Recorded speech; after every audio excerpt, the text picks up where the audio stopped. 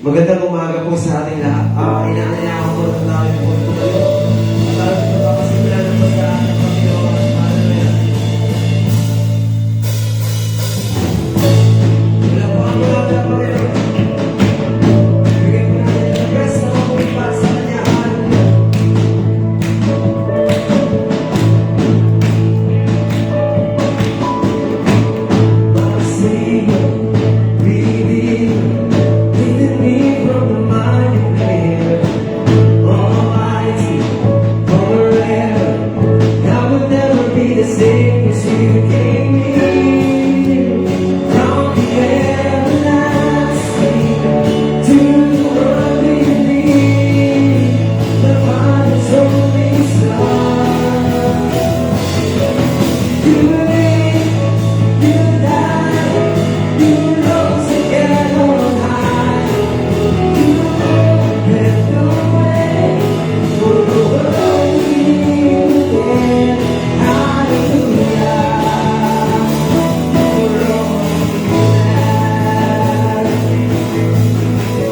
My Savior,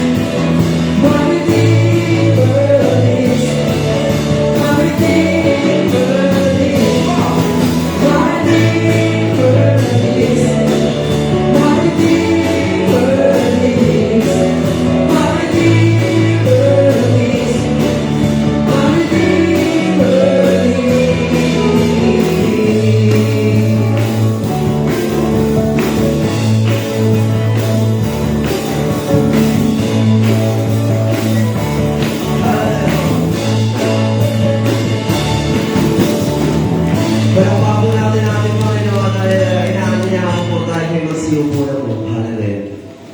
At tuwing po natin panalangin na gawin ito sa ating Diyos na buhay.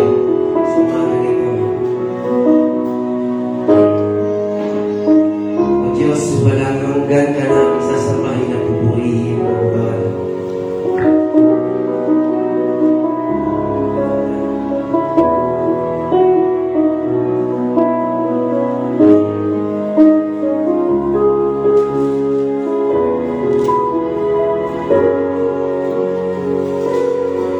Nais ko ika'y manasan, pagkilos mo ay aking nasa, pagkat sa'yo walang matawag, tunay na kagalakan.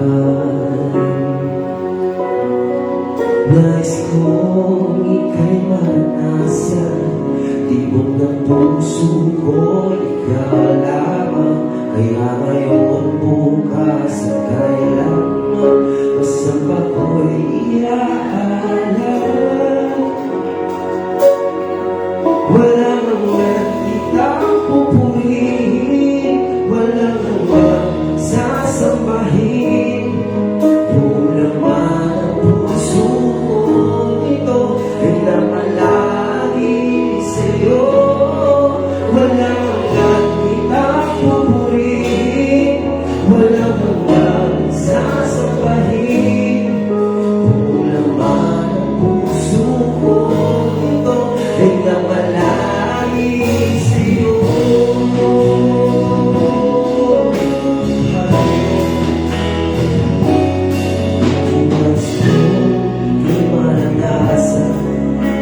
Gusto'y aking nasa, pagkat sa'yo lang natauhan ang tunay na kagalakan. Nais kong ika'y mananasan, tibok ng puso ko'y ikaw lamang, kaya ngayon bukas at kailanman, basta ako'y di aalam.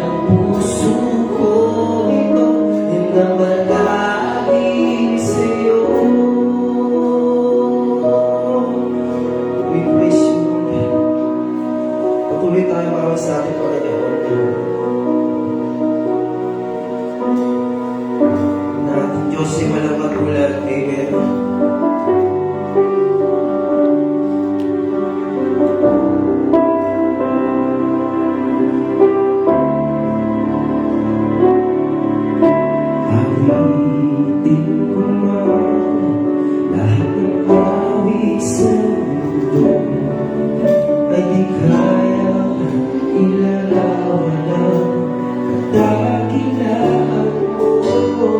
Kulang ang lahat ng tula, kulang maging mga salita upang ihayag ang kabutihan mo. Awitin ko man lahat ng awit sa mundo ay di kaya ilarawan ang kadakilaan mo. Kulang ang lahat ng mula, kulang maging mga salita upang ihayag ang kabutihan mo. Kulang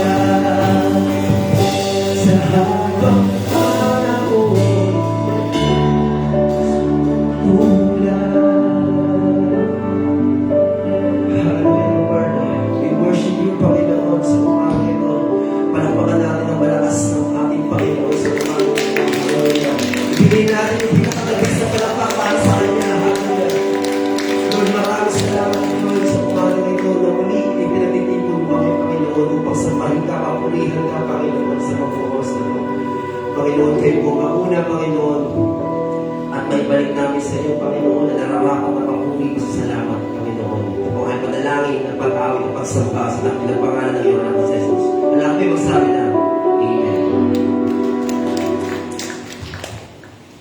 Sige po, kumilang po tayo mga Biblia. Makibukas po tayo sa aklat ng First chapter 1 verse 8. Sabay-sabay po natin basahin. Huwag mong kaliligtang basahin ang aklat ng kautosan. Pagbulay-bulayan mo yun, araw at gabi, upang matupad mo ang lahat ng nakasa doon. Sa ganon, magiging masagana at matagumpay ang iyong pamumuhay. Purihin po ang pagbasa ng banal at buhay na salita ng Panginoon.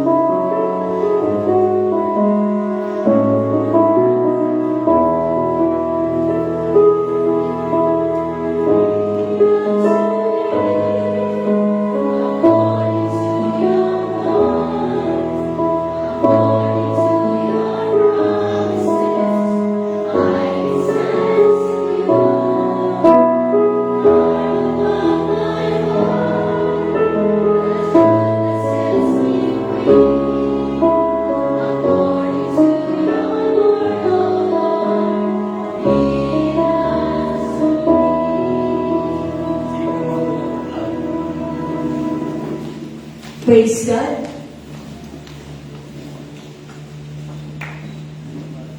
Magandang umaga po sa ating lahat. Na-bless po ba tayo sa ating pagsamba sa ating Panginoon? Naranasan na po ba natin ang Espiritu Santo na kumilos ngayong umaga na ito? Happy Lord's Day, everyone! Kamusta po sa lahat? Ang tagal na wala. Binabati ko po kayo, pinagtagumpay niyo po ang araw na ito. Dahil itong papasok na linggo, meron na naman pong kabaga. Diba? Kaya, salamat, nagtagumpay ang gawain ng Panginoon sa ating mga buhay ngayong umaga na ito. Mas pinili natin na sambahin siya at pasalamatan at parangalan sa ating mga buhay. Sige nga po, isa pa nga po malakas na palakpakan para po sa ating Panginoon. Happy Lord's Day sa ating lahat. Meron lang po akong konting tanong sa inyo ngayong umaga nito. Alam ko po ang bawat isa sa inyo nagbabasa po ng libro. Tama po ba? Meron po ba kayong natatandaan na nabasa na hanggang ngayon ay hindi niyo makakalimutan? Sino po dito yung nakabasa na hanggang ngayon, hindi pa rin nakakalimutan. Hanggang ngayon, nakatatak pa rin sa kanilang isip. Love letter, may mga ganun. O kaya sa Biblia, minsan, may mga istorya kasi doon na nananabig ka, hindi mo makakalimutan. Ano pa po yung mga message sa atin? Encourage, love, ano pa? Yung pagbabantay dito. Parang ganun. Sabi nga, ako natatandaan ko noon, may nabasa ako, love story, na kusang tumulo yung luha ko. Binabasa ko lang siya. Pero kusang tumutulo ang luha ko. Kasi ang ganda ng istorya niya. Dalaga pa ako nun, pero hindi ko siya nakakalimutan. Pero ngayon, masasabi ko na mas better at mas masarap basahin ngayon ang ating Biblia. Ang salita ng ating Panginoon. Mas walang higit na mas magandang basahin, kundi ang salita ng Panginoon. Nandiyan yung action, fairy tale, love, pag-asa, pangako, diba, babala. Nandiyan lahat sa Biblia. Titignan natin siya na isang libro. Pero, napakahalaga ng kahulugan nito. Napakahalaga ng bawat pahina na nakasulat dito sa banal na aklat at salita ng ating Panginoon. Ito ang iniwan sa ating gabay sa lahat ng nakakilala sa Panginoon. Ito ang gabay natin lahat. Amen po ba? Amen. Sabi dito, ano yung sabi dito? Sa ating binasa mula sa Josue 1 to verse 8. Sabi doon, huwag mo kaliligtaang basahin ang aklat na yaon, dili-dilihin mo iyon araw-gabi, upang matupad mo lahat ng nasusulat doon, sa gayon, giginhawa ka at magtatagumpay. Nakita niyo yung talataan. Sabi doon, bili-bilihin, araw at gabi, at sa pamamagitan nito, tayo ay giginhawa at magtatagumpay. Nung nakaraang linggo, sino po nakakatanda ng ating topic? Yung huling turo ko. Sino po? Ano po yun? Yung plano ng ating Panginoon. Si Nanay Emma nandito nun. Kasi umulan po noon. Kaya yung iba po talaga dito wala. Sabi doon, mangyayari ang plano ng Diyos sa atin kung tayo ay susunod sa Kanyang plano o layunin. Sabi nga, ito magiging guide natin dito sa sanlibutan. Magiging guide natin siya kung paano mamuhay ng payapa na walang iniisip, na puno-puno ng pag-asa, na walang alalahanin kung susundin natin ang Biblia. Sabi dito sa panimula, may mga bagay tayong nababasa na nananatili sa ating isip at puso. May mga salita na nagbibigay sa atin ng lakas, pag-asa at direksyon. Totoo po. May mga nababasa tayo na nagbibigay ng courage sa bawat isa. Amen po ba? Amen. Yung tipong gusto mo nang tapusin ang lahat. Pero nung merong nagsabi sa'yo, nag-message sa'yo, na kapatid, huwag kang susuko kasi may Panginoon. Diba? Pag nabasa natin ito, nagkakaroon tayo ng courage. So sabi dito, may mga bagay tayong nababasa na nananatili sa ating puso at isip. May mga salita na nagbibigay sa atin ng lakas. Nanlulupay-pay tayo, napapagod tayo, nahihirapan tayo, pero magugulat tayo, may gagamitin ng Diyos. Kahit nga po yung social media, alam niyo noon, sabi ko nga nung lagi ko sinasabi sa inyo, minsan ginagamit ang social media, meron biglang magpo-post na ganito, yung gusto mo nang bumitaw, pero pag nabasa mo yung word of encourage, nakakalimutan mo yung gusto mong mangyari sa sarili mo, na ayaw mo na napapagod ka na. Bigla ka nagkakaroon ng strength, ng panibagong pag-asa sa buhay. Kasi nabasa mo, na-encourage ka, tapos i-remind sa'yo na kung gaano mabuti ang Panginoon. Na anak, dati ganito ka. Babalikan mo pa ba yung nakaraan mo? Nandito ka na nga sa maayos sa buhay. Na mas nasa diretsong daan. Kung lalayo ka, maaari na lumiko ka pa ng landas. Di ba yung mga ganong word of encourage, nababasa mo lang siya, pero nabibigyan ka ng pag-asa na hindi mo nakakalimutan. Lalo-lalo na ang Word of God. Dahil alam mo na ang yung salita na yun ay hindi galing sa tao, kundi galing sa ating Panginoon. Na maaaring ginagamit ang mga kaibigan natin, kumari natin, asawa natin, mga anak natin, o kahit ang mga bata. Minsan ginagamit sila ng Panginoon. Kapag nahihirapan ka, lalo yung mga magulang, magugulat ka sa bata, Mami, pray tayo. Di ba sabi ni Papa Jesus, huwag tayo susuko. Ganyan yung mga bata eh. Nakaka-encourage. O kaya yung asawa mo, kakausapin ka. Manalangin ka. Kung nawawalan ka ng pag-asa, napapagod ka. Mag-pray ka. Minsan yung mga kaharap natin, yung mga katabi natin, ginagamit po yan ng Panginoon para tayo bigyan ng mensahe na nagmumula sa Kanya. Tingnan niyo nga po yung mga katabi niyo. Mensahero po ba sila ng ating Panginoon? Amen naman. Amen naman. Lahat po kayo mensahero ng ating Panginoon. Messenger kayo ng Panginoon. Titignan niyo lang yung sarili niyo ganyan. Mensahero na kayo ng Panginoon ngayon. Ginagamit na niya kayo para makapag-encourage ng kapwa nating mananampalataya at kahit hindi mananampalataya. Amen po ba? So sabi dito, ngunit Ngunit higit sa anumang aklat na maaari na nating basahin, ang salita ng Diyos ang nagbibigay sa atin ng patnubay para sa ating buhay. Ito po iyon. Ito na ngayon ang patnubay natin para hindi po tayo magkamali ng desisyon. Ito na ang iniwan sa atin ng Panginoon, ang kanyang salita, para gawin nating patnubay sa ating mga buhay sa araw-araw. Sabi nga dito, araw at gabi, dili-dilihin nyo at pagbulay-bulayan ng aking salita upang ang pagpapala ay sumainyo at ang kaligtasan ay sumaating lahat.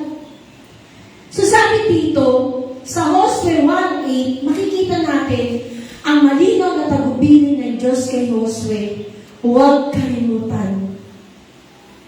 Napakalalim na salita, huwag kalimutan ang kanyang salita. Basahin ito, bulay-bulayin, at ipamuhay. Lagi ko pong sinasabi po ito sa lahat ng leaders natin, na hindi tayo maaaring nagdi-devotion para lang makasunod sa leaders. Hindi tayo maaaring nagbabasa lang ng Bible dahil required sa aming mga leaders. Kung binasa mo ang salita ng Panginoon pero wala dito, hindi natin mararanasan ang salita o pangungusap ng ating Panginoon. Bakit? Kasi wala eh. Wala yung intimacy na gusto mong makausap at marinig at tinig ng ating Panginoon. Pero kung ang paglapit mo sa Kanya, pagbukas mo pa rin ng Biblia, nakaawit ka na sa Kanya, nakapag-pray ka na sa Kanya, at hiningi mo sa banal na Espiritu na ikaw ang maranasan ko ngayong umaga na ito, Panginoon, sa pagbabasa ko ng salita mo. Mararamdaman ninyo ang pagkilos ng Espiritu Santo at ibibigay niya ang mensahe ng nais ng bawat isa. Madalas nangyayari yun. Noon nga, sabi ko nga kinuwento ko nga kay Gaynon yung nabasa ko. 2 verse pero tumatak sa akin. Binago natin ang buhay natin bilang mga lingkod ng Diyos. Tayong mga nakakilala sa ating Diyos. Bakit? Dahil para ipakita sa Diyos na ganun tayo natin pinagsisisihan ang lahat ng ating mga ginagawa. Pinamumukha niya sa atin lahat ng kasalanan natin. Sinabi ko nung kay Guy, nabasa ko yun. Sa lahat ng ginagawa natin tama, ipinapakita lang sa atin ng Panginoon na kung paano tayo naging makasalanan. Kaya napakahalaga na bawat salita na ating binabasa sa Biblia ay nagre-reflect. Nauunawaan natin, Lord, ano ba ang mensahe na nais mong ibigay sa akin ngayong umaga na ito? Ano yung gusto mong iparating, Ama, para sa akin? Sabi nga dito, ang layunin ay hindi lamang upang marami tayong alam tungkol sa Biblia. Ang layunin ay upang matuklasan natin ang plano ng Diyos para sa atin at maranasan ito habang tayo ay namumuhay ayon sa Kanyang salita. Yun po ang purpose. Hindi lang natin alam dapat ang salita ng Biblia. Meron nga dyan kabisado na ang Biblia, ilang beses nang naaral ang salita ng Diyos, pero hindi nagre-replika sa sariling pagkatao. Sabi dito, hindi yun. Sabi, ang layunin na hindi lamang upang marami kang kalaman tungkol sa salita ng Biblia o sa salita ng Diyos. Ang layunin ay upang matuklasan natin ang plano, yung magandang plano ng Diyos. Kaya ang nakaraang turo ko noon, yun ang tinuro ko, yung magandang plano ng Diyos para sa ating lahat. Sabi ko nga, nung inaaral ko yung plano ng Diyos, na-excite ako. Kaya pala siguro binigyan niya ako ng pusong matiisin, na may pagtsatsaga, na may kakontentuhan. Kasi, alam ko na meron siyang magandang plano sa akin. Bagamat matagal at nakaka-excite, pero alam ko the best. the best yung darating. Sa bawat isa sa atin, ano man ang nangyayari sa inyo, ano man ang mga plano nyo sa buhay ninyo, may mas better na plano ang ating Panginoon para sa inyo. Palakpakan nga po natin ang ating Panginoon. I-claim natin, mga kapatid. I-claim natin yung plano ng Diyos na yun. Na yun pala yung purpose ng buhay ko. Kaya nga may guidelines ng Panginoon, no? Para yung plano niya ay walang maging hadlang kung tutuparin natin ang nakasulat sa banal na Biblia. Doon silang hirap. Ang hirap naman.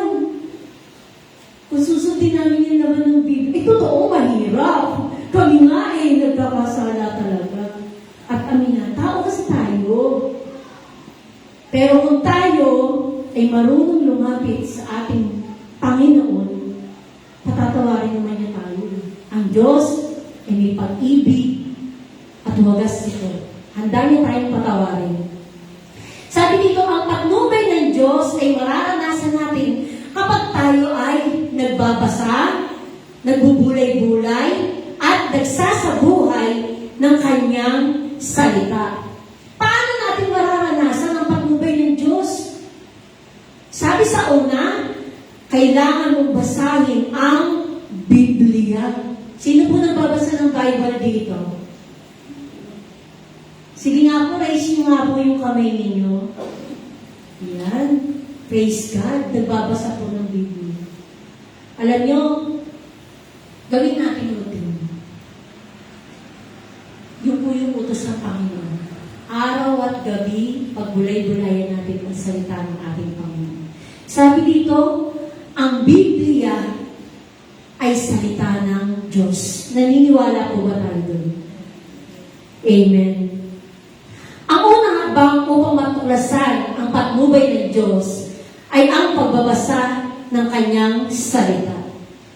Habang binabasa natin ang Biblia doon natin natutuklasan ang nais ipaalam ng Diyos sa atin.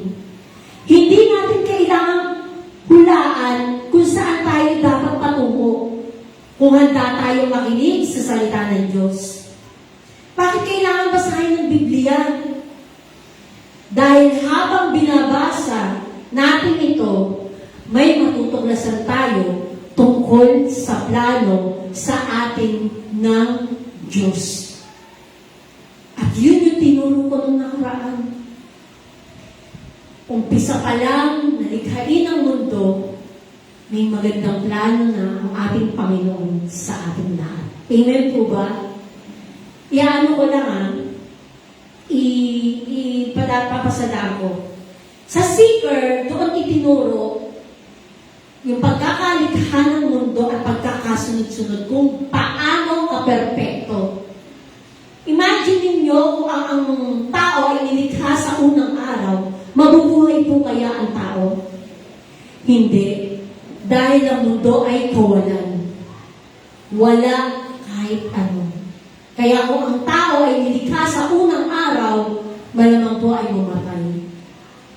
Bakit? Walang hangin, walang pagkain, walang tubig, walang araw, walang liwanag.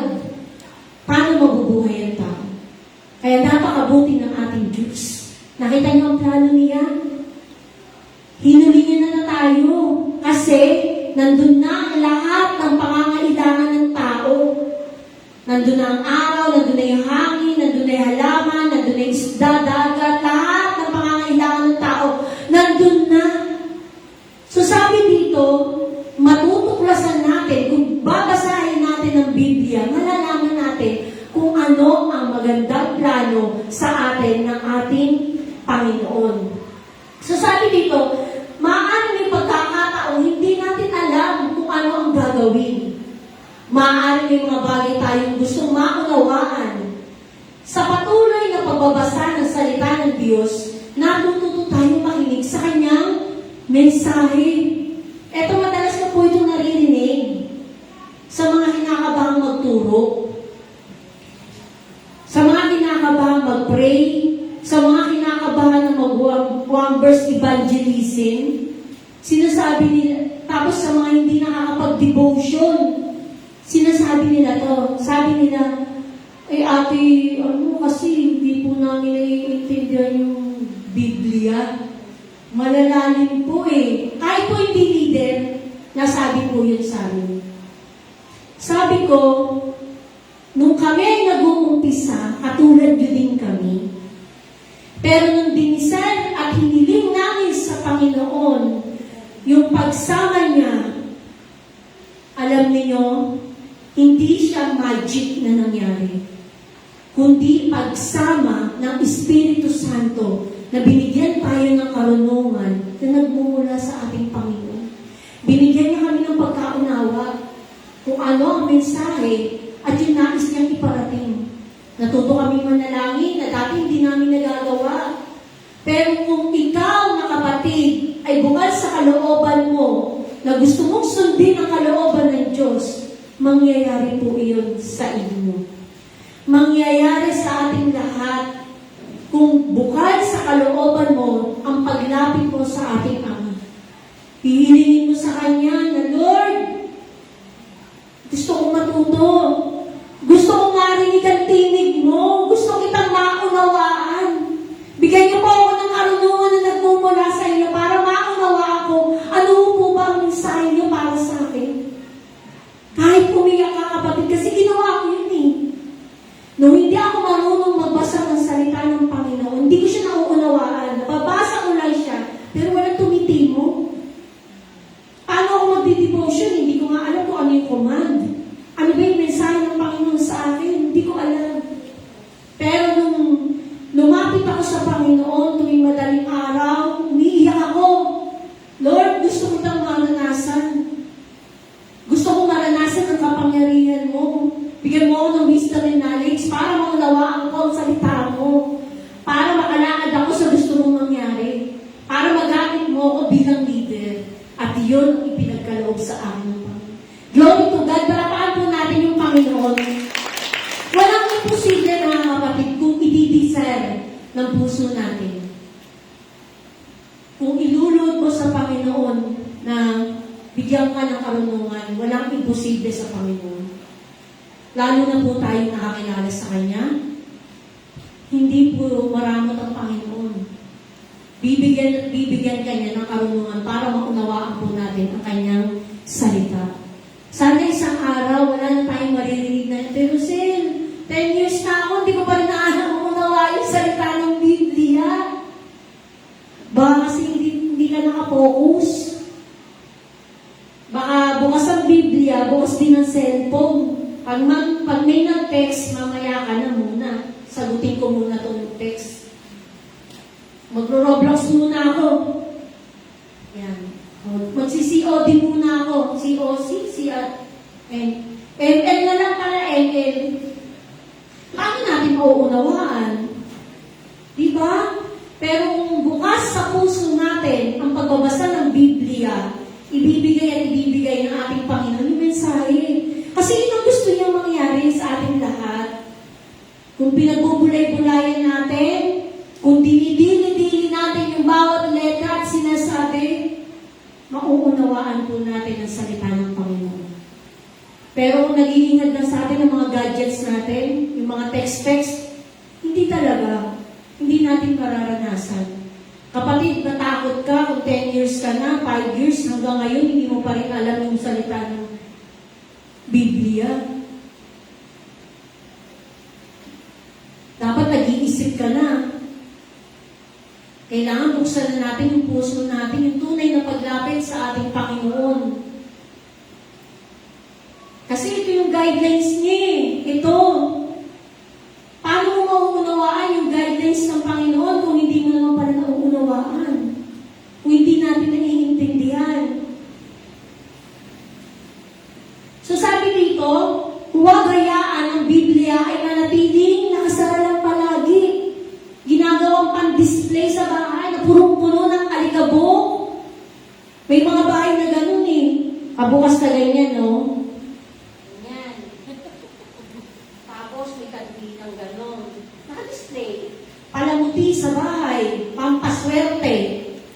Pampaswerte, hindi nga napagpag. Puro alikabok. kaya ang banal na Espiritu kung gano'n nakapalamuti lang, di binabasa? Paano malalaman ang mensahe ng Panginoon kung nakaganyan lang sa kanto ng bahay? Palamuti. Hindi binabasa. Lungkot-lungkot na. May mga mapamapa na. Hindi na luma sa kakabasa eh.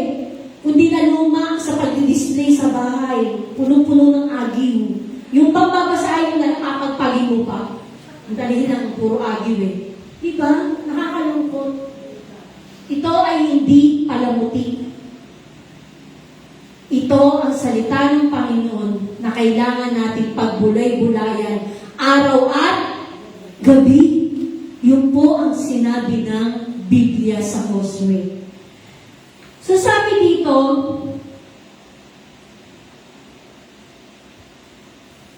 buksan natin ito, basahin natin ito, at bigyan natin ng panahon ang salita ng Diyos. Kung ang mga ibang bagay na bibigyan natin ng mahabang oras at kapaglalaanan ng oras, sana po ang salita ng Panginoon ay bigyan din po natin ng sandaling oras. Mas maganda po yung magang-maga, yung hindi na maingay yung kapaligiran. Alam niyo ako, nangangarap ako na gano'n. Na isang araw, pag nagkaroon ako ng bahay, gusto ko magkaroon ako ng isang kwarto na walang makaka-istorbo sa akin, yung walang ingay. Gusto ko nandun lang lahat ng gamit ko sa yung Biblia ko, devotion ko, nandun lang. Na ako lang, kami lang. Yung walang nangangarap ako ng gano'n yung bahay ko magkaroon ako ng sarili kong kwarto para sa Panginoon. Yung kami lang. Ayoko yung makakarin yung tunog ng tricycle na bobomba, yung kapitbahay na sumisigaw, yung pag nagdi-devotion ka, yung gano'n, kasi nakaka-distract. Kaya mas maganda talaga yung magang-magang nagbabasa tayo ng salita ng Panginoon. So sabi dito, kailangan mong bulay-bulayin ang Biblia. Sa pangatlo, sabi doon, ang pagbabasa ay unang hakbang, ngunit hindi doon nagtatapos. Sabi doon, ang pagbabasa daw po, yun po yung first step na gagawin natin. Pero hindi po natatapos din yun. Sabi po sa Josue, sa 1 verse 8, sabi doon, dili-dilihin mo iyon araw at gabi. Ano po ba ibig sabihin ng dili-dilihin? Ang lalim niyang Tagalog doon. Yung mga nanay, ano po ba ibig sabihin ng dili-dilihin? Pagbulay-bulayan. Diba? Sabi doon, pag dili-dilihin, pagbulay-bulayan natin ang salita ng Panginoon. Kung baga, pag-aralan mo, hindi mo lang nabasa, himay-himay mo, ano ba ang mensahe nito? Alam nyo yung John 3:16. Kung titignan nyo siya, napaka-iksi niya. Sabi doon, sa John 3:16, gayon na lamang ang pag-ibig ng Diyos sa sangkatauhan, kung kaya't ibinigay niya ang kanyang bugtong na anak upang ang sino mang sumampalataya ay hindi mapahamak, kundi magkaroon ng buhay na ano po?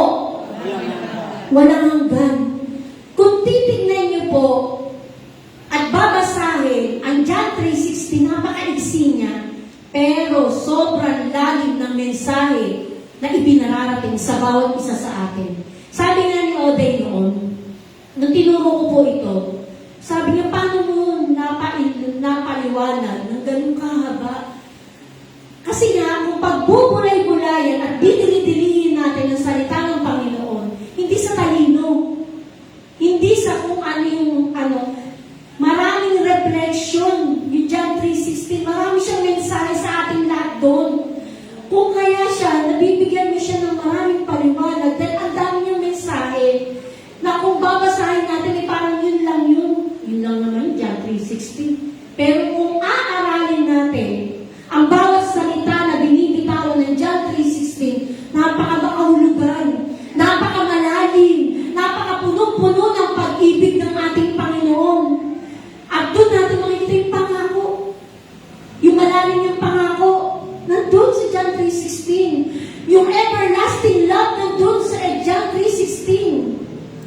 Nandun, kaya sabi ko, napakaganda ng John 3:16 kung pag-aaral-aral natin. Kung pagbubulay-bulayin natin at hihimayin natin ang bawat salita. sabi doon, hindi po pwede na binasa ko lang. Done. Nakapag-devotion na ako. Okay na.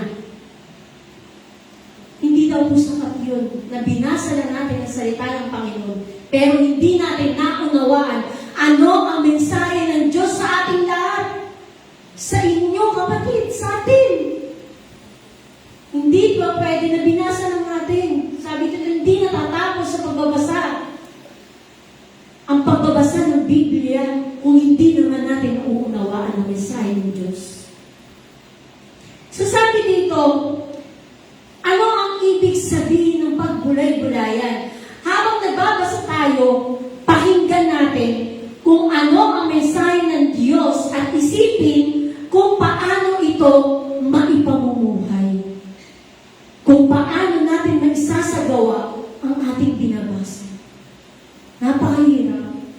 Totoong mahirap na isapamuhay ang lahat ng sinasabi ng ating Panginoon. Napakahirap. Lalo na kung nandito pa tayo sa laman. Dahil lahat tayo hindi perfecto. Nagkakasala pa ang bawat isa sa atin. Kahit kami, nagkakasala pa. Kaya napakahirap na tundin o sundin yung sinasabi ng Biblia.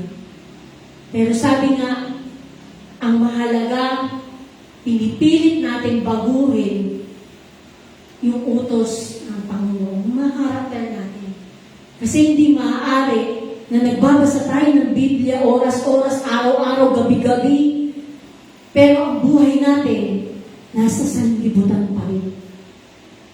Nagmumura ka, nagsisinungaling ka, nagnanakaw ka, nandadaya ka. Pero araw-araw sinasabi natin, nagbabasa ako ng Biblia. Magagalitin ako, wala akong control sa temper ko. Pag nagalit ako, mumurahin ka. Hindi pwedeng gano'n, kapatid. Kami, inaamin ko po yun, nagagalit kami. Minsan, ang nakapaligid sa atin, nakakawala ng kontrol. Kahit nga po sarili natin pamilya. Nagagamit ng kaaway para yung binabasa natin na salita ng Panginoon, maagaw. Minsan nagagamit ang sarili natin pamilya. Anak natin, asawa natin, magulang natin, kaibigan natin, kapitbahay natin, naaagaw ng kaaway. Yung salita na binasa natin. Kasi nasa naman pa tayo. Pero, ang hinihiling ng Panginoon, kung pagbubulay-bulayan natin at ipapanalangin natin ang ating mga sarili ng pagbabago, ay walang imposible sa ating Panginoon. Mga kapatid, hindi po sapat na binabasa lang natin ang salita ng Panginoon. Kailangan nagre-reflect po sa ating pagkatao. Nakikita sa ating pananalita, sa ating gawa, sa kilos, sa desisyon na ginagawa natin araw-araw, sa pamumuhay. Paano ba tayo nabubuhay bilang isang Kristiyano? Na sinasabi natin, araw-araw tayo nagbabasa ng Biblia. Pero kung nasa mundo pa tayo ng pandaraya, pagsisinungaling, pagmumura, galit, puot, hindi natin masusunod ang kalooban ng Diyos. Pero kung hihilingin natin sa Diyos, mangyayari ang dapat mangyari. Ayun po ba? So sabi dito, sa ating pagbabasa, lagi natin papakinggan kasi ang Diyos ay laging may mensahe. May mensahe ang Diyos na dapat nating pakinggan. Makinig lang tayo, kapatid. Hindi lamang tayo nagbabasa para matapos ang isang kabanata. Binabasa natin ito upang malaman kung ano ang mensahe nais nating matanggap mula sa salita ng Diyos. Nagbabasa tayo ng Biblia araw-araw, nagdi-devotion tayo kasi gusto natin malaman, Lord, ano ba ang mensahe mo? Ano ba ang nais mong sabihin sa bawat isa sa amin o sa akin? Kasi Lord, napapagod ako eh. Hindi ko na alam yung decision na gagawin ko. Tulungan mo ako, Lord. Hindi mo maririnig ang mensahe ng Diyos kung ikaw mismo o ako mismo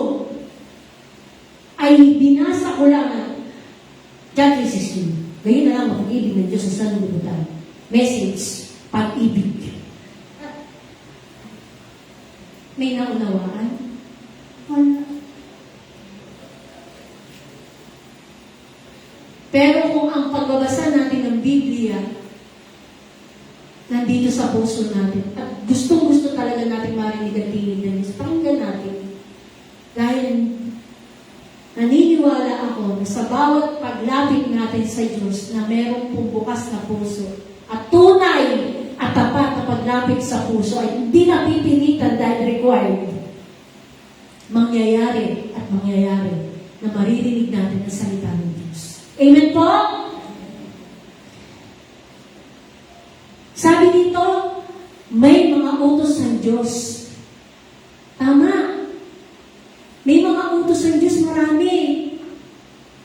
Kami po, pag nagdi-devotion, minsan sinasama namin ang command.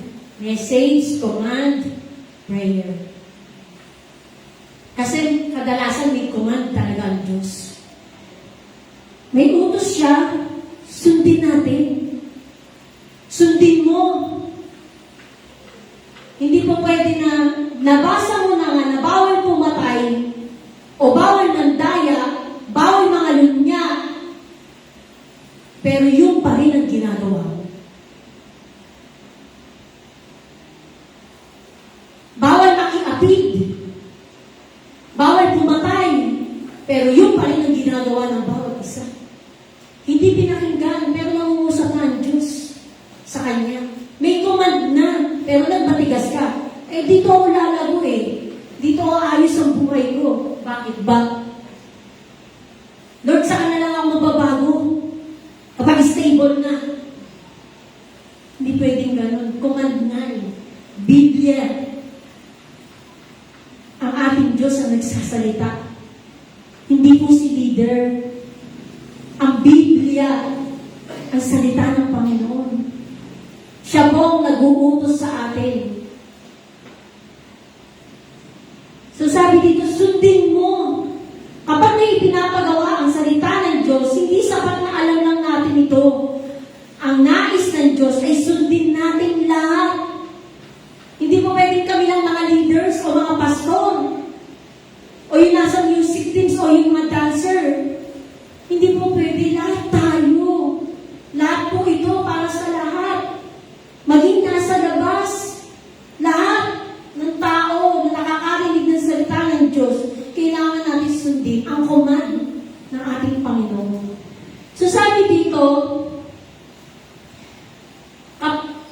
kapag may pinapagawa ang salita ng Diyos, hindi sapat na alam lang natin ito at nais ng Diyos ay sundin natin. May mga pangako ang Diyos, ano po ang dapat natin gawin? Panghawakan.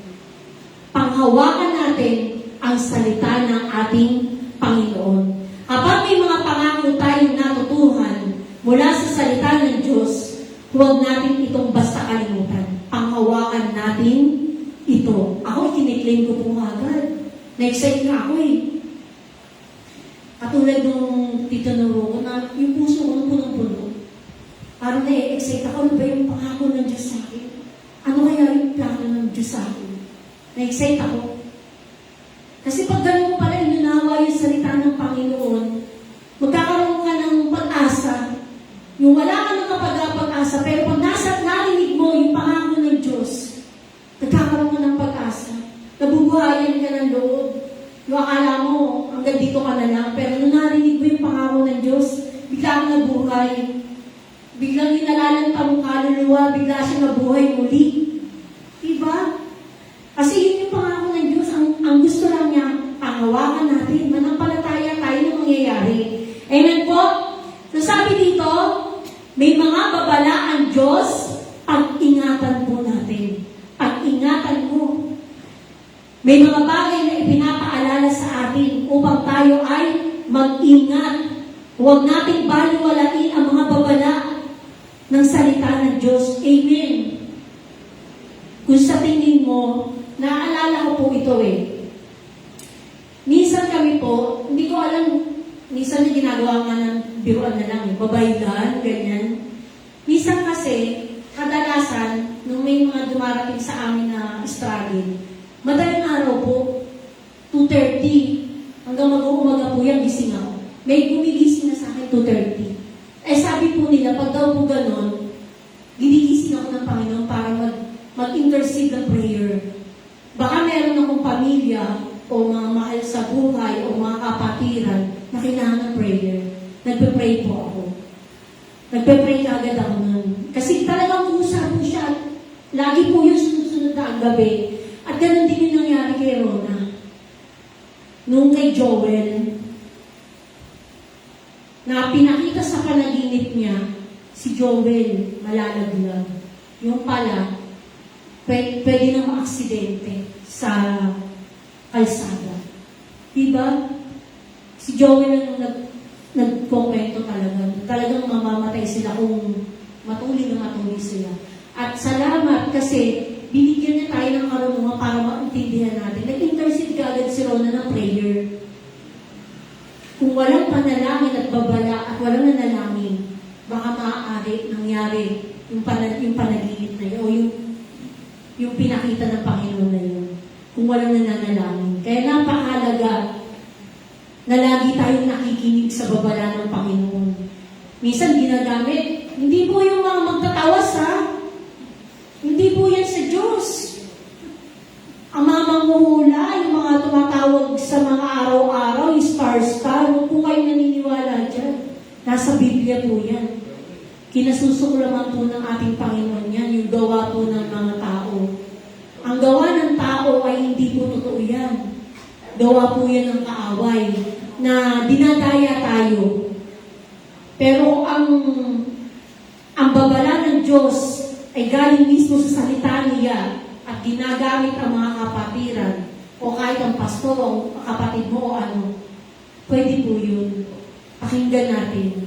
Prayer lang. Basta nagbabala ang Diyos, prayer. Mag-intercede ka agad tayo ng prayer. Baka meron kang mahal sa buhay na merong karamdaman o may nangyayari o may problema o dumaranas na hindi natin alam. Ipag-pray po natin. Pakinggan natin yung babala ng ating Panginoon at pag-ingatan natin. Amen po? Nasabi dito, may mga dapat tayong isagawa natin.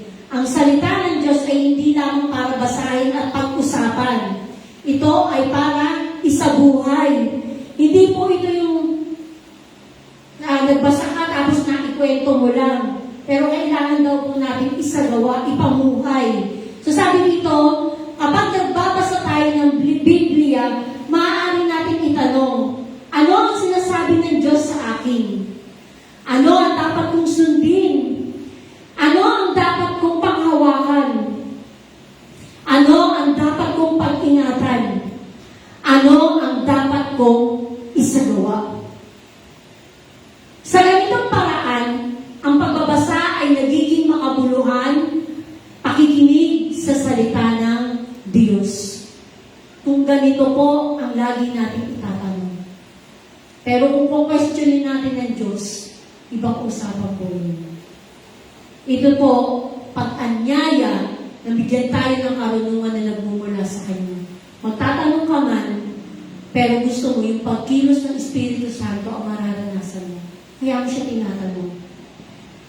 So sabi dito, sa pang-apat, kailangan mong isabuhay ang Biblia. Ito ang mahalagang bahagi ng aral. Sabi sa Josue 1, verse 8, upang matupad mo ang lahat ng nasusulat doon. Ibig sabihin, hindi sapat na nabasa natin ang Biblia. Ibig sabihin, hindi rin sapat na naiintindihan natin ito. Kailangan natin isabuhay ang ating nabasa. Kung naunawaan mo ang salita ng ating Panginoon, kailangan natin ipamuhay. Kung dati palamura ka, pero dahil inutos ng Diyos, gawin natin. Ipamuhay natin. Hilingin natin sa Diyos.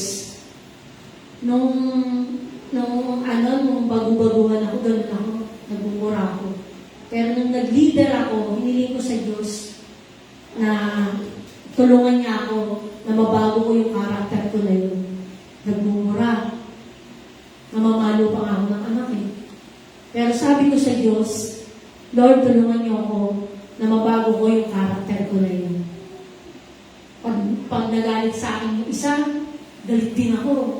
pakikipagsabayan namin. Pero nung hiniling ko sa ating Panginoon na, Lord, ayoko nito. Kasi una naghahayag ako ng Word of God. Ginagamit niya ako. Song leader, pulpit minister, tapos nagbumura pagdating sa bahay. Ibang usapan niyo.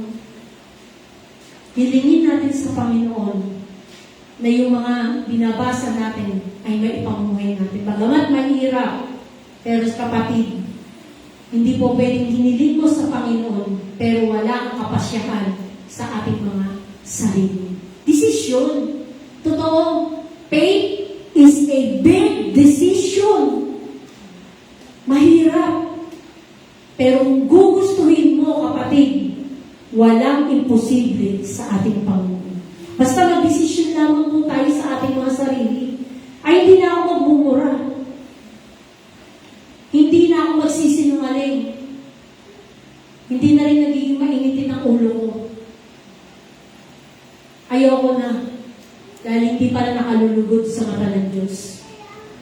At utos ng ating Diyos yun. Amen po ba? So sabi doon, kailangan natin isabuhay ang nabasa.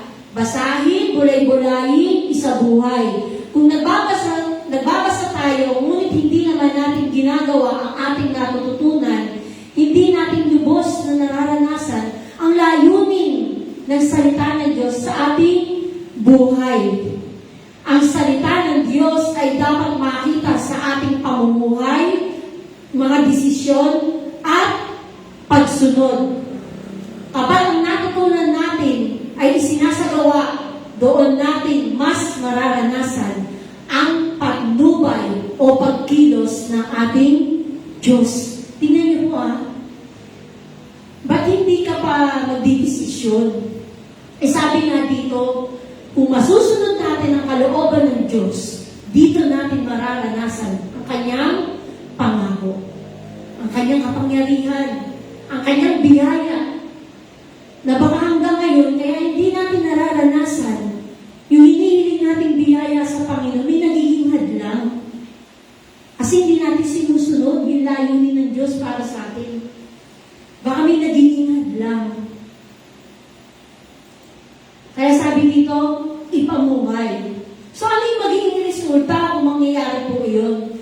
Sabi, sa gayon, sabi dito sa 8, sa gayon, giginhawa ka at magtatagumpay. Sabi dito, pagtatagumpayin tayo ng ating Panginoon kung magagawa natin ang kanyang mga utos, ang kanyang patnubay. Sabi dito, basahin ang salita ng Diyos, bulay-bulayin ito araw at gabi, sundin at isagawa ang nasusulat, mararanasan natin ang plano at patnubay ng Diyos. Ang tunay na punto ng aral ay hindi lamang ang paghahanap ng tagumpay, kundi ang pamumuhay ayon sa salita ng Diyos. Lagi po natin tatandaan, mga kapatid, ang salita ng Diyos ay hindi lamang dapat ang salita ng Diyos ay hindi lamang dapat nasa ating Biblia. Dapat ito mapunta sa ating puso at makita sa ating buhay. Kailangan nagre-replika. Tingnan niyo nga po yung mga katabi ninyo kung mukhang mga anghel. Tingnan niyo nga po. Pagmasdan niyo nga po yung bawat isa. Yes, tingnan niyo yung mga kapatid natin na nakakasunod sa salita ng Diyos. Amen! Kaya nga tayo nandito Kaya tayo nandito. Kasi gusto nating masunod ang kalooban ng ating Panginoon. Mga kapatid, ang lahat ng pumapasok sa church, hindi perfecto. Ang church natin ay hospital. Hospital ng mga kaluluwa na gustong gumaling. At tayo yun. Kaya po tayo nandito kasi gusto natin gumaling. Hilingin natin sa Panginoon yung kagalingan. Lahat tayo dito may sakit. Ang ating mga espiritu may sakit. Walang perfecto dito. Sino perfect dito? Sigo, pwede na yan. Gusto nyo ba? Baka perfecto kayo, pwede na kayo. Walang perfecto dito. Kaya po tayo nandito. Kasi may mga sakit tayo. spiritual. May mga sakit tayo. Ang church natin ay hospital. Ang salita ng Panginoon ay gamot para tayo gumaling. Amen po. Kaya tayo nandito, gusto nating gumaling. Gusto nating sumunod sa kalooban ng ating Panginoon. Kaya huwag tayong mahihiya. Huwag tayong mahihiya kung sabihin nila na mga banal, mga born again, lahat tayo may sakit. Kahit yung ka sa atin, may mga sakit sila, baka nga mas malala sa kanila. Baka nga sa kanila, cancer, tayo, hindi. Diba? Kaya huwag tayong nahihiya kung sasabihin na mga born again yun. Okay lang yun. Ang mahalaga, lumalakad tayo sa layunin ng ating Panginoon. Amen po ba? So sabi dito, practical na hamon sa ating lahat, mga kapatid. Sabi sa una, magkaroon ng panahon sa pagbabasa ng Biblia. Hamon po ito para sa lahat. Hindi po hamon sa mga leader lang. Para sa ating lahat na naririto. Huwag natin hintayin na magkaroon tayo ng maraming libreng oras. Maglaan tayo ng panahon upang basahin ang salita ng Diyos. Ate Rosel, busy kami sa thesis eh. Ang dami-dami namin ang dami-dami namin sinesearch ngayon. Ang daming gawain sa school. Pero yung mga short drama, nabibigyan ng oras. Yung mga gaming, social game, nabibigyan ng oras. Pero ang pagbabasa ng Biblia, wala na po.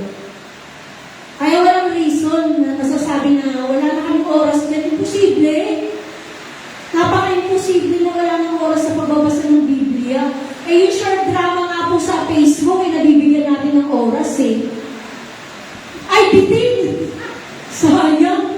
Nagpunta sa kabilang buhay, hindi ko nakita. Susundan ko yun. Susubaybayan ko short drama na yun. Diba? Nabibigyan ng oras yun, pero yung pagbabasa ko ng Biblia, wala po. Oh. Hindi na kaya yung sasabihin sa akin, yun ang ikakatwiran, iinis talaga ako. Yung sasabihin, ang dami raw trabaho sa school, wala na raw time, napaka-imposible. Ang binigay na oras natin ng Panginoon, 24 hours. Walang kulang, sakto yan. Depende na lang sa time management na ginagamit natin. Kung paano nyo ginagamit ang mga oras natin. Baka mas mahaba pa yung oras nyo sa Roblox eh. O sa ML. Yung pakikipag-trash talkan ninyo sa mga kalaban ninyo. Baka mas mahaba pa yun eh. O diba mga kabataan, huwag kami, oy. Matanda man kami, pero latest kami. Nakikita namin kayo, nararamdaman namin ng mga espiritu, ng mga nagsisinungaling, at maraming dahilan. Sabi nga, pag may dahilan, maraming, pag ayaw, maraming dahilan. Pag gusto, maraming paraan. Kahit ayaw ng payagan ng magulang, gumagawa ng paraan. Diba? Kaya yung ikakapira sa akin na busy sa school, thesis, maraming research, practice. Kaya yung mga devotion ninyo, pakipasa lang po, So sabi dito, huwag natin hintayin na magkaroon tayo. Kasi baka pag sinabi ninyo na wala pa pong time, kailan kayo magkaka-oras pag may sakit na kayo, pag lumaypay na kayo sa kama, saka lang tayo lalapit sa Panginoon, pag di na tayo nakakasulat o nakakabasa, sige nga po, mamili po tayo. Alam niyo, napakaswerte natin. Yung ibang napapanood namin, reality po ito, hindi po ito joke. Totoong nangyayari sa ibang bansa, mga Black American po, nakikita ko po ito. Naghuhukay sila ng kuweba, doon sila nagbabasa ng Biblia. Bakit? Bawal sa kanila. Pinapatay sila, sinusunod sila.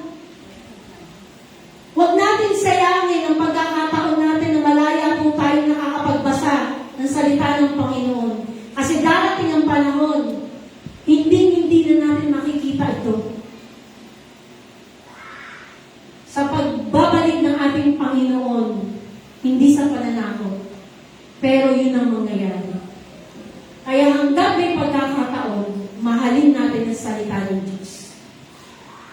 bigyan natin ng oras. So yung sinasabi na wala kaming time, napaka-imposible.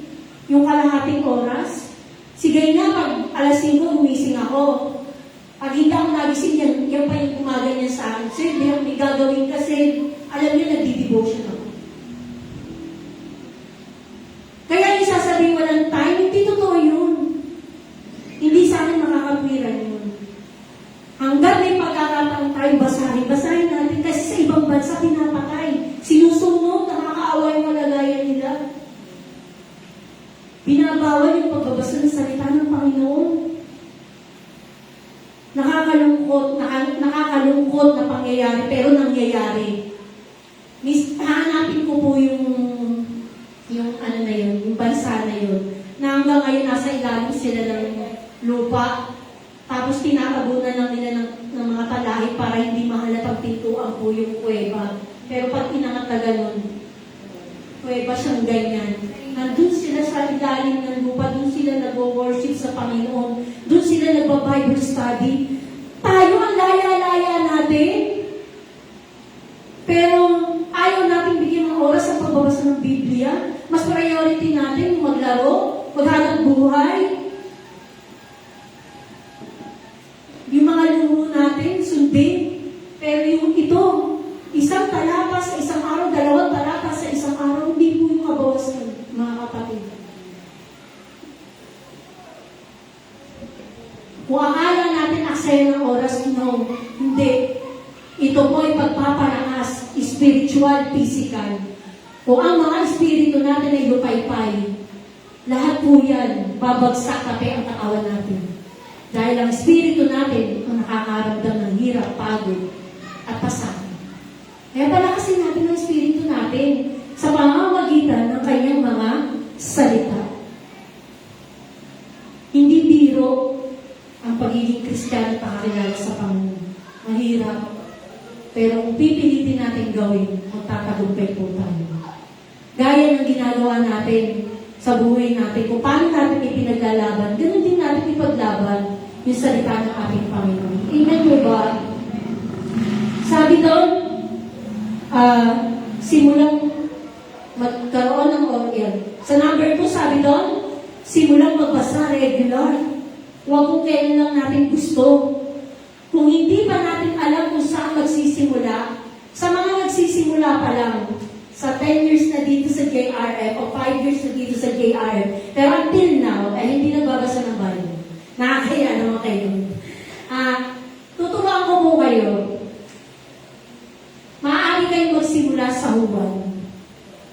Simulan mong basahin ng aklat ni Juan, isang kabanata, isang araw. Yung mga hindi pa nagbabasa ng Biblia, subukan nyo. Dito po yung makikita sa bagong tipan.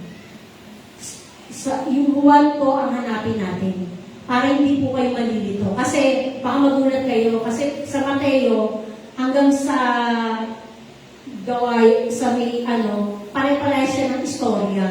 Baka pagdating nyo ng Juan, magulat kayo, ba't inulit na naman yung kwento? Ganun na naman. Kaya ngayon, ini-encourage namin yung mga hindi nagbabasa pa ng Biblia rito para hindi kayo malito. Mag-umpisa na po kayo sa Juan, sa bagong tipan. Amen po ba?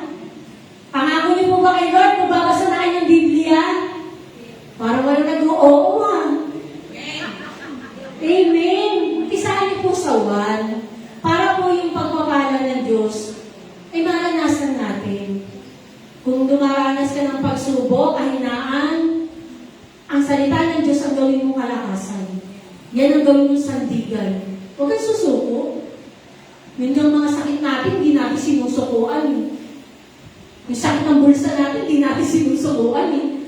Yung pa kayong salita ng ating Panginoon, na isang kapitulo lang sa isang araw, hindi ka bawasan ng orasyon. Sabi daw, simulan sa magbasa ng regular, yon. Tapos umpisahan natin sa Juan. Tapos gawin mo isang kabanata sa isang araw. Tama lang muna sa Rona. Rona, saglit lang po. Para magkaroon lang po sila ng idea. Ipapakita ko lang po sa mga hindi pa po mas marunong po. Dito po yon. sa Bagong Tipan. Pasensya na po, Pastora. Ipapakita ko lang po sa inyo yung Bagong Tipan. Yung mga baguhan natin, kaya naman sa mga baguhan natin, 10 years na dito eh. Yung mga baguhan, makikita po natin sa Biblia natin, may nakasulat na Bagong Tipan. Tapos, hahanapin po natin yung 1. Dito na kagad para mabilis. Lalampasan na po natin yung Mateo. Oo. Ang apat. Mateo, ang bagal naman ang assistant ko. Pasensya na po. Hindi rin kasi nagbabasa ko Biblia. Joke lang po. Ayan. Lucas. Lampasan ni Lucas. Yan. Ang apat ang buwan. Oo, naman. Sige. Ayan. Ayan. Ito po ang uwan. Ayan. Makikita niyo po yung pangalang uwan. Malaking uwan. Pag sinabi po unang kapitulo, yan po yun. Yung malaking number 1. Saan po magtatapos ang uwan? Kapag po malapit na sa number 2. Huwag niyo na pong babasahin yung number 2 kasi kung gaganahan kayo, pwede niyo din naman basahin. Basta tatandaan niyo na lang kung saan kayo matatapos. Ayan ang katapusan ng 1 sa 1 to 51. Yun. Tapos, kung gaganahan kayo, ayun nyo naman yung kapitulo 2. Kita nyo? Ganun lang po. Salamat po. Salamat. Masyado nang natatagal yung exposure mo sa camera. Mahal ang bayad eh. Ayan. Ganun lang po yung pagbabasa. Paglaanan po natin ng oras. Para hindi po kayo madistorbo. Magkulong po kayo sa kwarto, kaya gumising po kayo ng umaga. Sabi doon, simulang magbasa ng regular. Yan. Kung hindi pa natin, ayan, sinabi ko na po, hindi kailangan madaliin. Ang mahalaga ay magkaroon tayo ng panahon upang basahin at pag-isipan ang salita ng Diyos. Sa number 3, sabi doon, huwag lamang basahin, bulay-bulayin. Ngayon pong umaga, tanungin po natin ang ating mga sarili. Ano sinasabi ng Diyos sa aking binabasa ngayon? Ano ang nararamdaman niyo ngayong umaga na to habang inaaral natin ang salita ng ating Panginoon? Baka ngayong umaga na to nangungusap na si Lord sa inyo. Diba? So, ano yung dapat natin gawin? Isagawa ang lahat ng natutuhan. Sabi po sa number 4. Ang isang salita na nabasa, ngunit hindi sinagawa, ay mananatiling kaalaman lamang. Ang layunin ay makita ang salita ng Diyos sa ating pamumuhay. Sa pang-7, sa conclusion na po tayo, ang patnubay ng Diyos ay hindi natin hanapin sa malayo. Ibinigay ng Diyos ang kanyang salita upang tayo ay magkaroon ng direksyon. Ang hamon sa ating lahat, ang hamon sa atin ay simple, ngunit mahalaga. Amen po ba? Titignan natin na ini-encourage namin kayo sa pagbabasa ng Biblia, pero napakahalagang utos ng ating Panginoon. Amen po ba? Hindi ba mahalaga ang utos ng Panginoon na to? Hello? Mahalaga. Simple lang siya, pero makabuluhan. So sabi dito, basahin ang Biblia dahil ang Biblia ay salita ng Diyos. Ano gusto niyo mangyari? Kausapin kayo literal ng Panginoon? Kasabay ng kasama ng buhay niyo.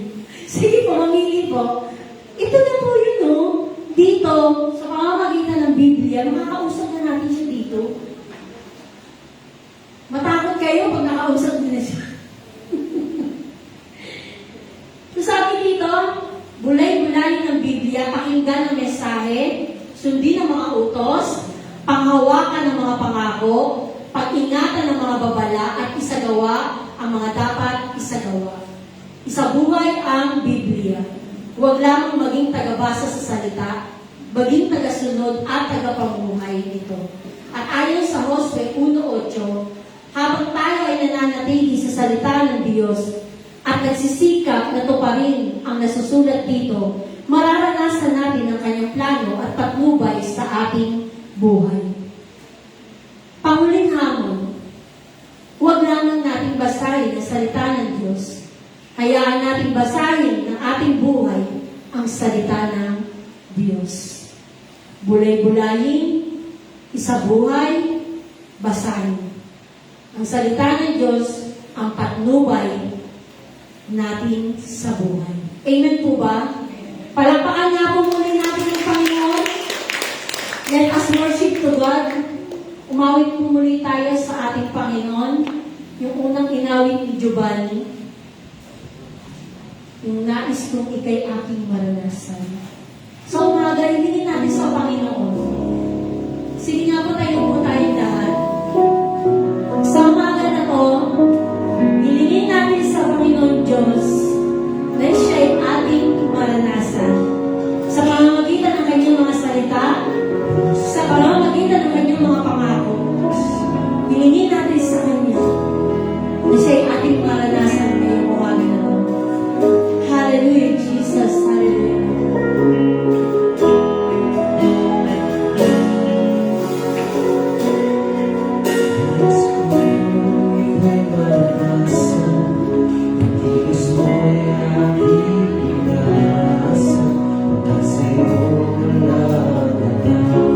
Yes, oh God. Hallelujah, Jesus. Hilingin natin sa Panginoon na iparanas niya ang kapangyarihan niya sa bawat isa na narito ngayon. Mga church, mukha mo ang bibig ko sa Panginoon. Hallelujah! Hallelujah!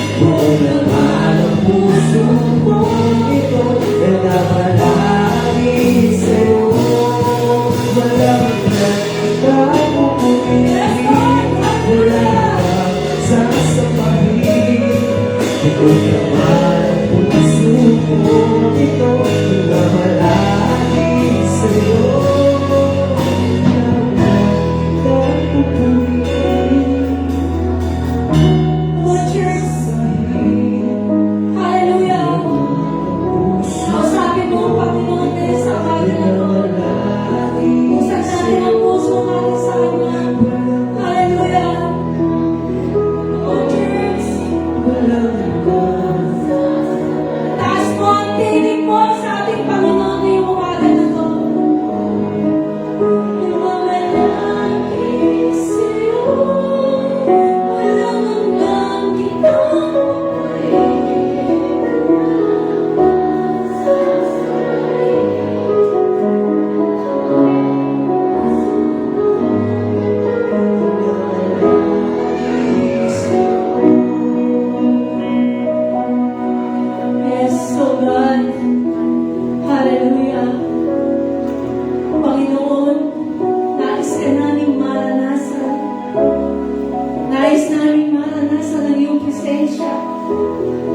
ang iyong pagmamahal, ang iyong kapangyarihan, Panginoon.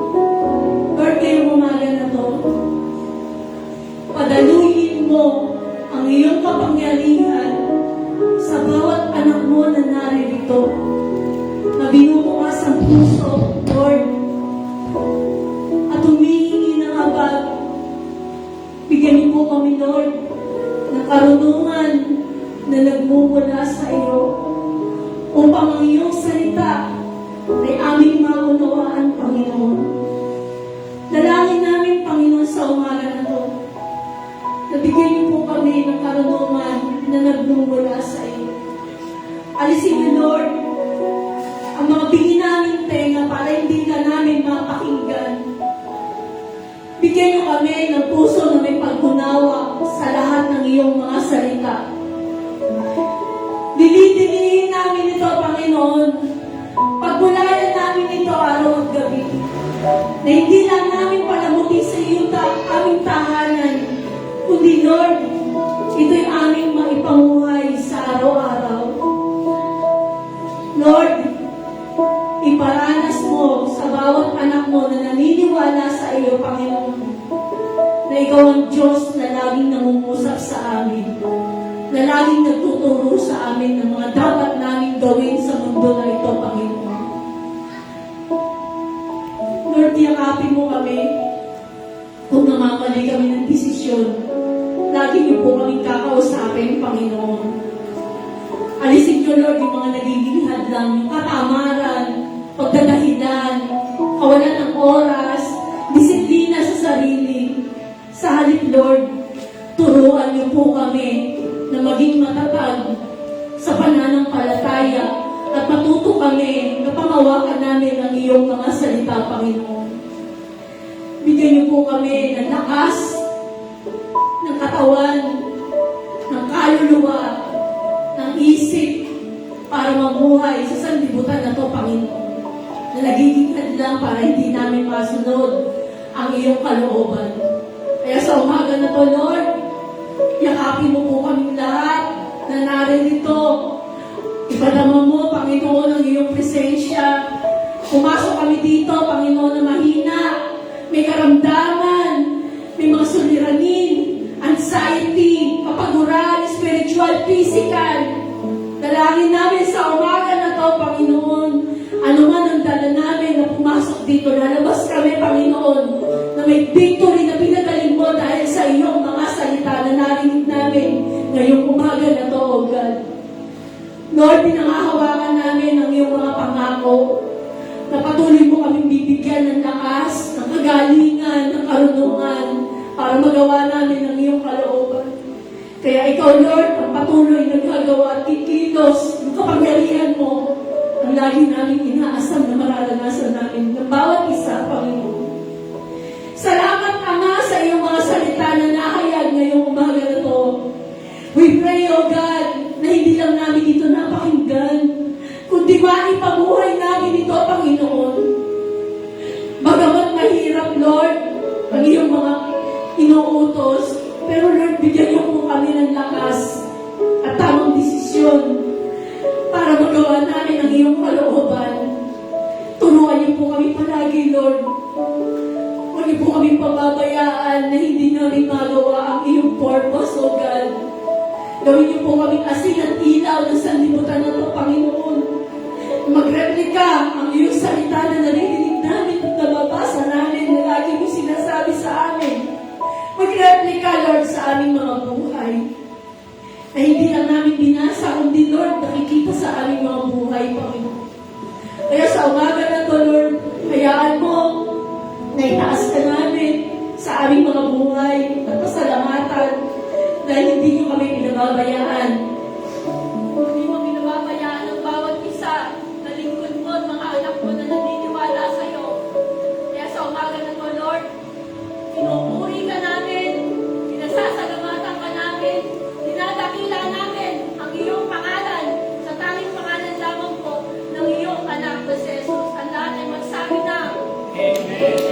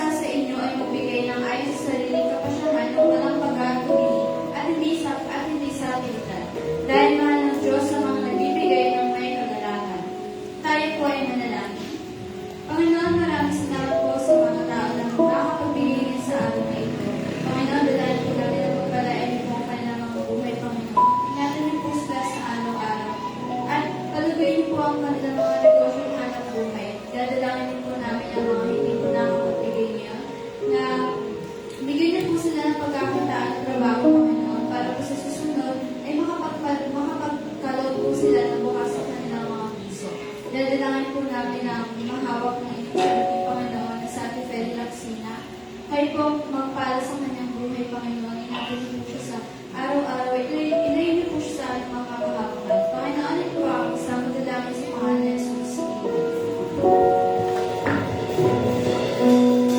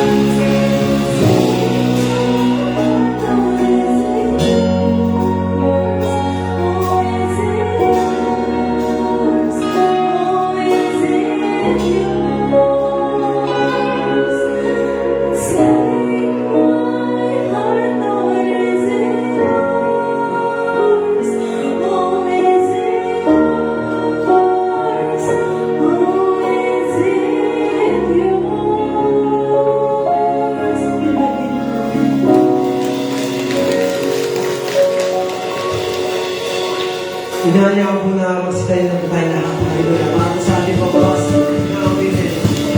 Praise God. Habang inaawit natin ito, magkabayan po tayo lahat. Hallelujah.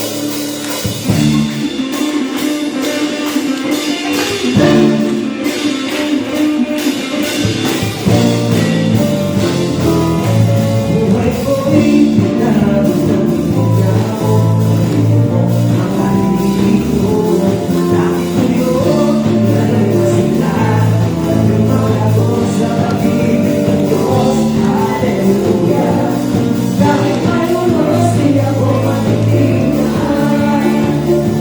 Pag-ibig ka, pagkakit sa ikaw. Ang ipag, ang tagumpay.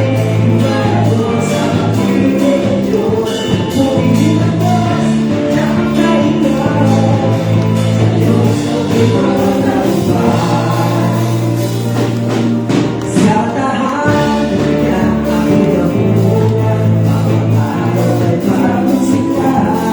Para sa tuyo ng aking kamot. Sa ibabalik puso ay nagtagumpay. Dahil mayroon di ako makikinig. Pag-ibig ka, ang tayo sa tika. Tagumpay, ang tagumpay. Lumala ko sa pag-ibig ng Diyos. Pumili ng Diyos, siya ang tagumpay. Sa Diyos ako'y mapagtagumpay. Tagumpay, ako'y tagumpay. Lumala ko sa pag-ibig ng Diyos. Pumili ng Diyos, siya ang tagumpay. Sa Diyos ako'y mapagtagumpay.